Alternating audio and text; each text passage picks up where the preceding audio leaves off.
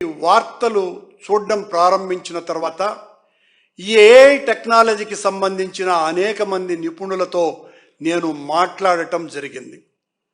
వాళ్ళు ఇది అసలు సిస్సలు నిజమైన వీడియో, నిజమైన ఫోటోలు, ఇందులో ఎక్కడా కూడా ఏఐ టెక్నాలజీని వాడనే లేదు అని వాళ్ళు చెప్పిన తర్వాత, అది నిర్ధారించుకున్న తర్వాత బిఆర్ నాయుడు గారు, మీలో కించిత్తన్నా దైవభక్తి ఉంటే, కించిత్తన్నా నైతిక విలువలు ఉంటే ఈ సంఘటన జరిగిన తర్వాత మౌనంగా మీ పదవికి రాజీనామా చేసి ఉండాలి. మీలో ఏ కోశాన అపరాధ భావన లేకపోగా మీరు చేసినటువంటి అనైతిక చర్య బయటికి వచ్చినందుకు వైఎస్ఆర్ కాంగ్రెస్ పార్టీ మీద ఆ ఆరోపణ రుద్ది ఇది తప్పుది అని మీ వందిమాగతుల ప్రసార మాధ్యమాలతో ప్రచారం చేసుకోవాలన్నటువంటి దుగ్ధ మీలో కనపడుతున్నది. సరిగ్గా 18 సంవత్సరాల క్రితం ఈ రాష్ట్ర గవర్నర్ ఎన్డి తివారీ గారు తన ఎద మీద ఒక మహిళ ఉన్నటువంటి ఒక ఫోటో బయటికి వస్తే, ఆనాడు ఏ టెక్నాలజీలు దీని మీద విచారణలు కూడా లేనటువంటి రోజులలో వెంటనే ఆయన తన పదవికి రాజీనామా చేసి ఉత్తరాఖండ్కు పారిపోయినాడు. ఎస్వీబీసీ భక్తి ఛానల్కు మా హయాంలో అధ్యక్షుడిగా ఉన్న పృథ్వీ అనేటువంటి వ్యక్తి, ఆయన ఒక మహిళను వాటేసుకుంటాను అన్నటువంటి మాటలు ఆడియో బయటికి వస్తే వెనువెంటనే మా నాయకుడు జగన్మోహన్ రెడ్డి గారు తీవ్రంగా హెచ్చరించి ఆయనను ఆ పదవిలో నుంచి తీసివేసినారు. చంద్రబాబు నాయుడు గారిని మీరు నిజంగా భక్తిపరులే అయితే, మీలో భక్తి అణువణువున ఉంది అని ప్రకటించుకుంటున్నటువంటి మీ మాటలు నిజమైతే, మీరు నియమించిన ఈ బిఆర్ నాయుడు అనేటువంటి కామనాయుడుగా సోషల్ మీడియా ప్రచారం చేస్తున్నటువంటి ఈ నాయుడు గారిని వెంటనే బర్తరఫ్ చెయ్యాల. మీరు ఆ బిఆర్ నాయుడైనా కూడా రాజీనామా చేసి వెళ్ళాలి.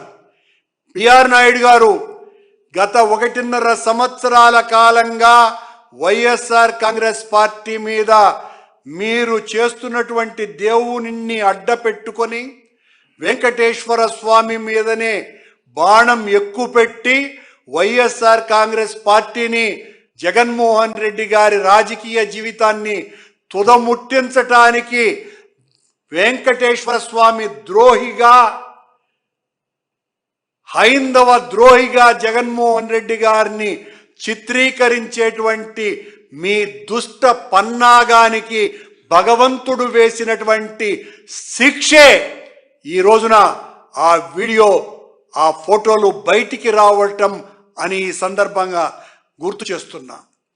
సిట్ తన నివేదికలో అడ్మినిస్ట్రేటివ్ ల్యాబ్స్కు సంబంధించి ఆరోపణ ఉంది అని చంద్రబాబు నాయుడు గారు, మీరు ఈవో సింగాల్ను వెంటనే ఒక్క క్షణంలోనే బదిలీ చేశారే,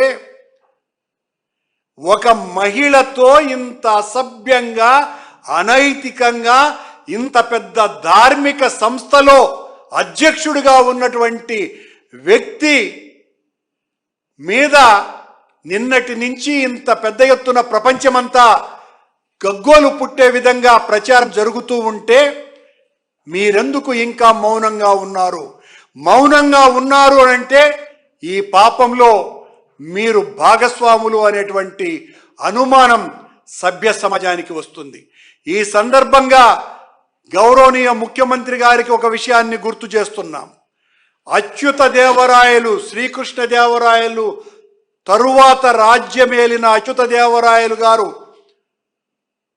చక్రవర్తిగా ఉండినటువంటి రోజులలో తిరుమల అర్చకుడుగా ఉన్నటువంటి సిర్రియప్పన్ అన్నటువంటి అర్చకుడు, ప్రధాన అర్చకుడు అనైతిక కార్యక్రమాలకు పాల్పడ్డాడని ఆ సిర్రియప్పన్ని సాక్షాత్తు దేవాలయం ముందే వధించినారు.